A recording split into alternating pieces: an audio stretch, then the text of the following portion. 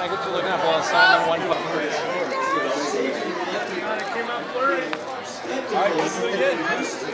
Did you hear that? Were there classic movie influences that you were looking towards? None specifically, but I think we were very aware that in the era that the film... How are you feeling a night like this? Red, look back!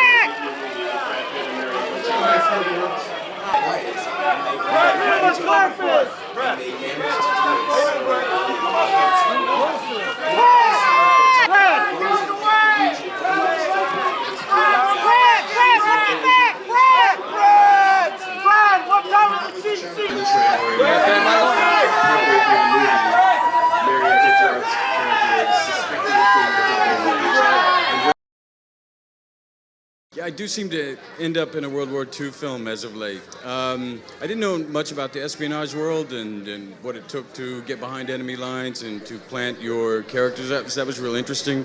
The story itself, though, I learned about. I had a meeting with Stephen Knight, the writer, years ago when we were shooting World War Z, and he began to tell me the story before he'd written it, and it was based on members of his family. And so, cut to so many years later, here we are. So it's nice to see this thing come full circle. My favorite locations actually were the things we did on set, because it was a throwback to the old 40s films where you used to be in a stationary car and you'd see a rear projection. Yes. And you would, when we're sitting on a sand dune, you don't know if we're in a, in a tent or if we're actually in the Sahara. So I love it. That was the most fun to me, to approach this film like the old 40s films, but using the new technology, and that's something Bob had his arms around right from the beginning, and that was good fun for us. Well, I'm not going to say Castaway, because that looked grueling. Back to the Future looks like a lot of fun. Probably Roger Rabbit. Oh. I'd have gone for Little Roger Rabbit. Yeah. Yeah. Bob Hoskins, Love amazing that Bob performance. Hoskins. The screening tonight, which is going to be great. Now he's saying hello to Graham King. Now listen, my understanding is that there's something like World War II.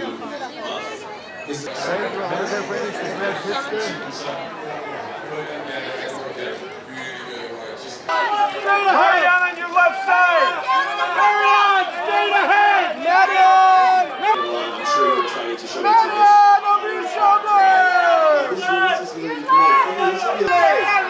On your left side, Steve McKay! On your left side, Marion! Well, yeah, she's controlling the situation when they meet, and because she's organized everything, so it's a very strong character. She's a very strong woman, and it's always fun to play a very strong woman. All the costumes, and most of them were made on me, working with a great costume designer, Joanna, and she's worked with Bob forever. And they know each other perfectly, and she has this sense of a woman, of glamour, and at the same time of the strength of the story and the character. So it was really interesting and beautiful. I mean, it's always something very long and sometimes tiring to try on all the costumes. But I have to say, every day I would go to her, and I was like, it's never painful. It's always a joy to see what they've created. That was my dream as a kid. When I wanted to be an actress, I really wanted to explore different genres and different culture also. But I feel very lucky that I can jump from such a glamorous movie in this old Hollywood style movie, but directed by Robert Zemeckis, so it can never be old. He's such a visionary. When I was a kid, I was a big fan of Greta Garbo. Oh. And but all those actresses, I mean, Ingrid Bergman was such an amazing actress, Katharine Hepburn, Audrey Hepburn, all this amazing, strong, powerful women and also very sensitive, and they gave amazing performances. So yeah, I guess every actress is inspired by all those iconic Hollywood stars, but more than that, amazing actresses. There's a truth and an authenticity about her. This movie is really a love story, and her love for this man is really authentic. You know, it was a great screenplay that Stephen Knight wrote, and whenever you read a really good screenplay, you have to do them, and that's the simple answer to the question. It was such a good screenplay. Well, it's kind of a universal theme. You know, life gets in the way of love a lot of times, and it's something that everybody can relate to. Universal theme, to experience love, you have to, you have to put yourself out there. You have to trust. You have to take risk. Yeah. You have to take risk. Most of the time, it's always worth it. It does create great drama in movies. But I think we were very aware that in the era that the film takes place, in the 1940s, was a very specific style of film that was being made design-wise in Hollywood. It had a specific type of glamour. And so that was something that is what we saw and everything that we looked at. So I would say that we were maybe channeling the actual era itself. I just wanted to create the era and the period and the action and the excitement as best I could, make it as entertaining as I could. Visual effects are always a great tool when you have to do stuff like that. Well, they turned out exactly as I hoped. They both are fantastic actors, and I couldn't be more pleased, and I had a great time working with both of them. They're just wonderful. From a directing standpoint, you have to just be aware of what the camera's doing from a point of view. And that's the stuff I love to sink my teeth into, is dealing with the cinematic way to keep the audience guessing. Marion and Fred on your left side! Goldberg! Out of the way! Fred! Marion, Fred! Fred! To your right! And to your right, everybody! To your right, Marion! Straight ahead, guys! Guys, up top in the background! Designate! Your right! And your right! There you go.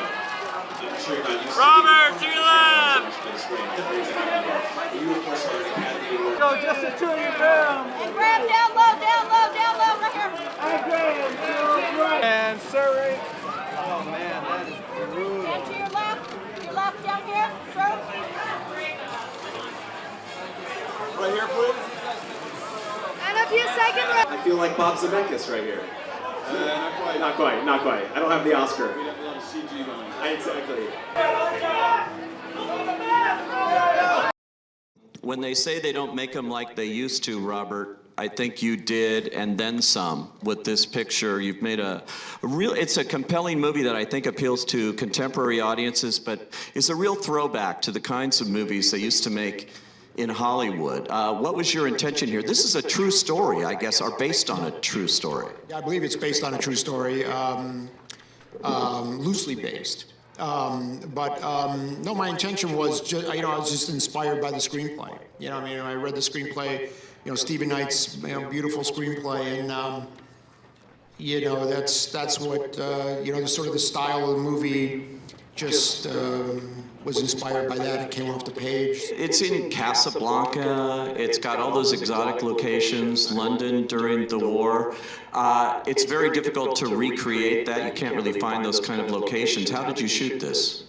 Well, it's we have the wonderful digital tools now, so we can create set extensions and sand dunes and all that stuff digitally now. So that's how we did most of it. Brad, I love this character, Max. I mean, it must have been just a gift when you got the script and read this because he's such an interesting guy. What attracted you to the idea here of playing Max in this period of time?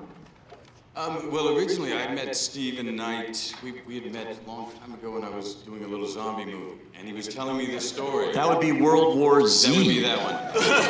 And he was telling me this story that had been passed down in his family, and he was going to write this thing. So it's something I stayed close with, and paid attention to. We stayed in communication about, and he put the script together.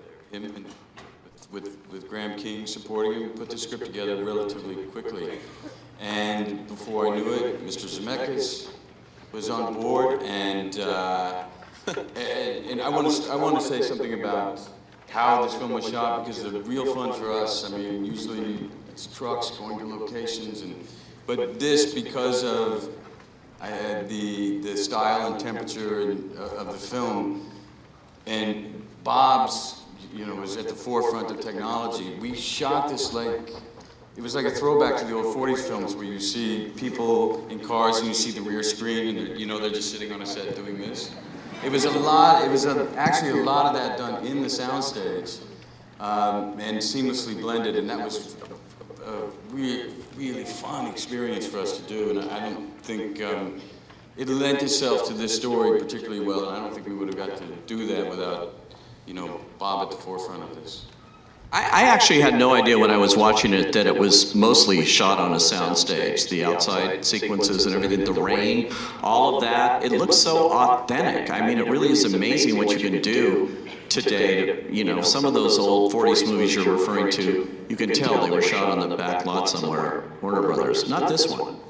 Yeah, the trick was to make it feel like we were making a 40s movie, but make it look completely photoreal, using today's technology. So what was it like getting to work with Marion Cotillard, who I just told you, I mean,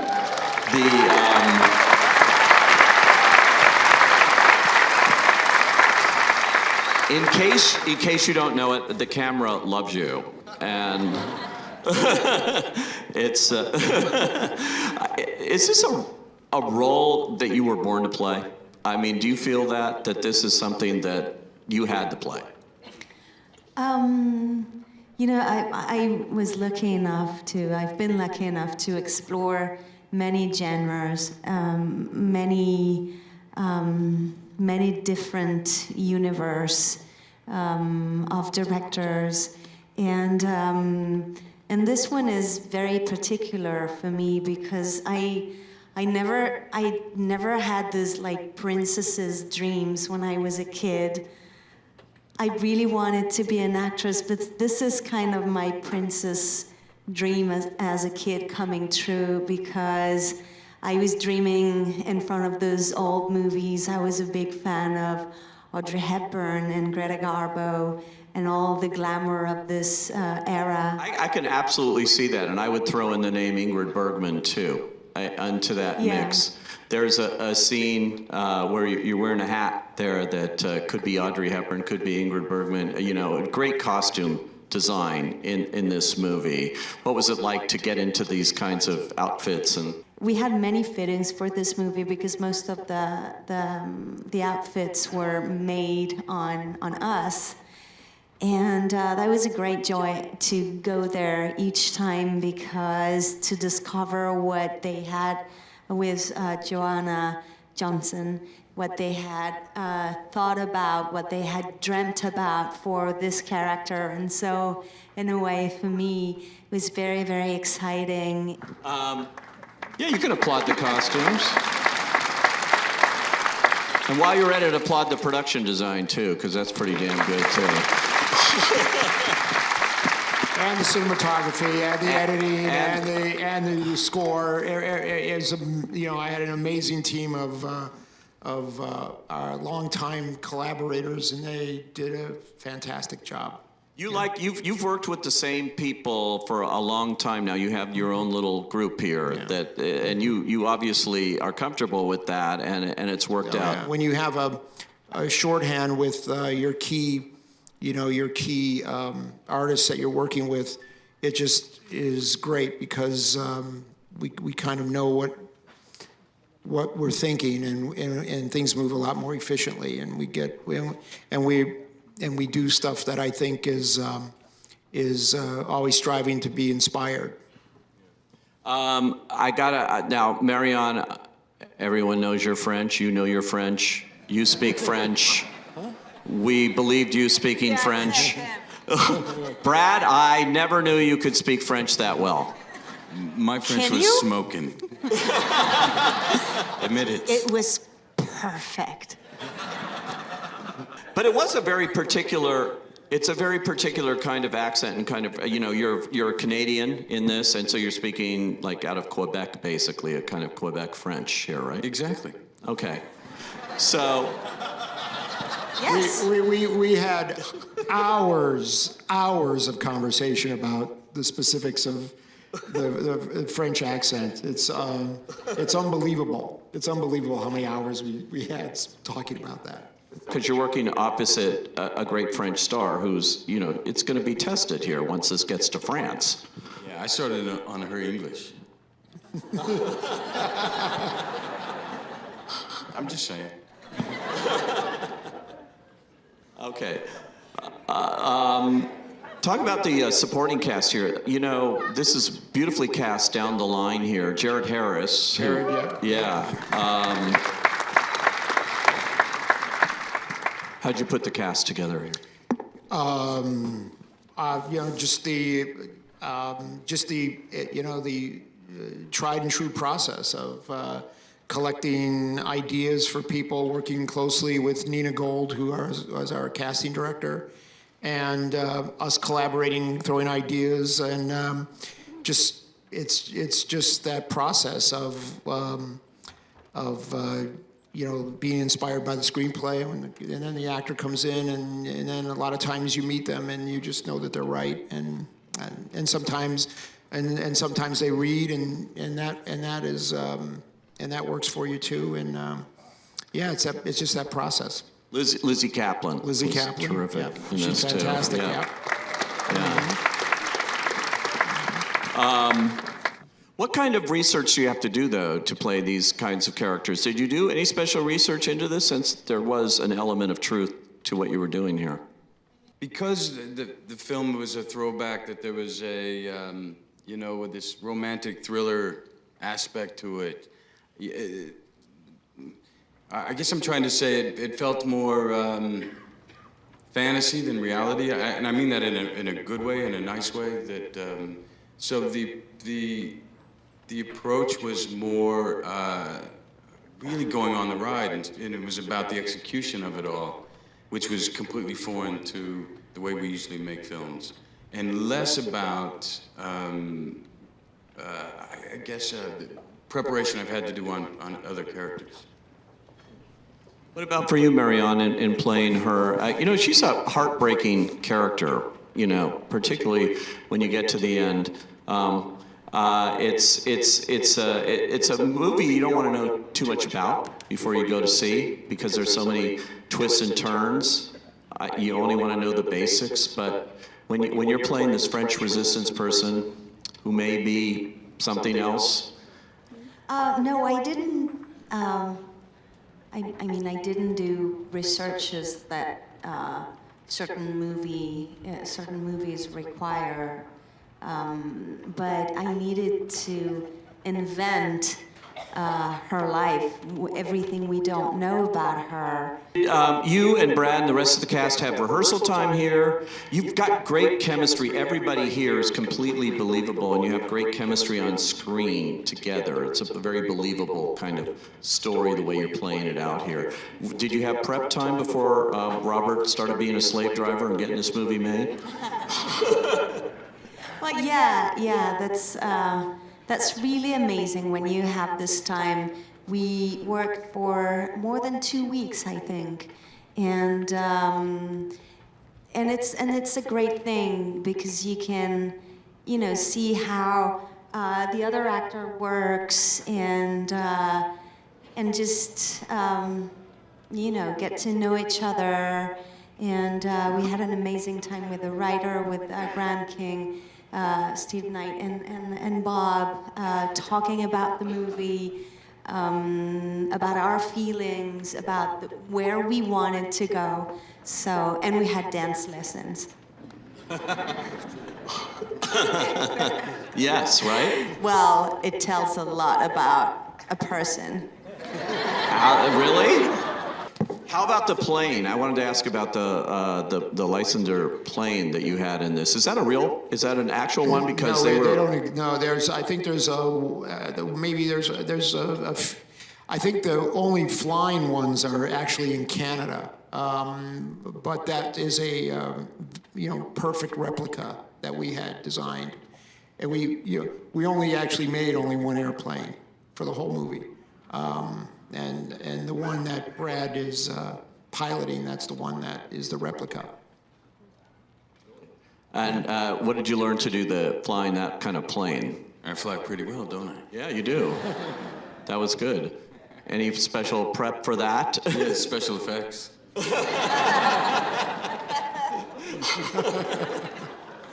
All roads lead back to special effects They here. do. It's all Could you illusion. turn the fan it's on? all illusion. Yeah. That's all.